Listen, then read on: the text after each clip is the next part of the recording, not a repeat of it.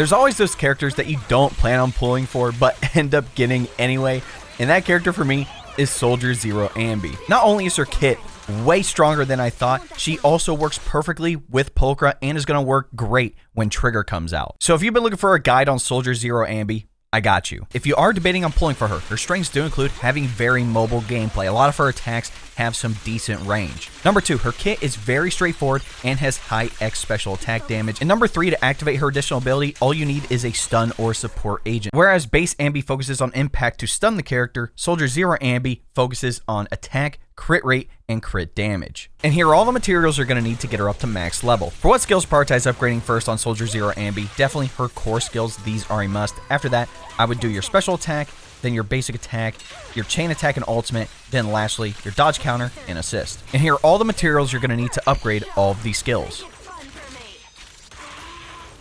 For Anby's best W engine options, her signature, Severed Innocence, is easily your best bet. If you decide to not go for her engine, you do have 2 other S-rank options, the first one being Haramasa's signature, the Zanshin Herb Case. The last one would be Soldier 11's signature, the Brimstone. If you don't have any S-rank engines, don't worry, there are a couple of A-rank ones you can use. For Soldier Zero Anby's best drive disc, we're looking at 4-piece Shadow Harmony, which is a new set with the update, with either 2-piece Woodpecker Electro, Thunder Metal, or Branch and Blade Song. At your drive disc main stats, in the 4 slot, we're looking for crit rate. In the 5th slot, either electric damage or attack percentage, and at the 6th slot, attack percentage. And for your drive disc substats, we're looking for crit damage, crit rate, attack, and pen. For Soldier Zero Anby's best team options, if you're free to play, pairing her up with just base Anby and Nicole with the Electro Boo is pretty good. Or if you're able to get your free copy of Lucy during the 1.2 update and Pulchra free this update, and then pairing that up with the Bag Boo, that's a decent team too. For your hyper carry team at the moment, pairing her up with Pulchra and Astra with the Night Boo is your best bet. Even replacing Astra with Caesar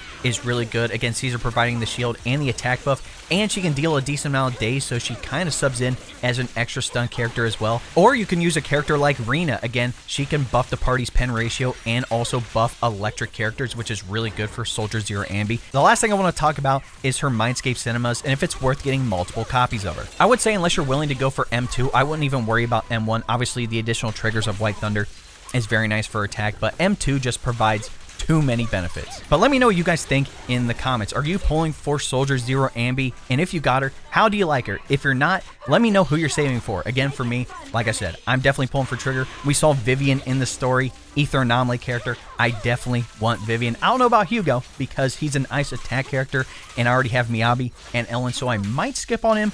But if he can perform that time stop ability that he did in the story, it might be worth pulling for him.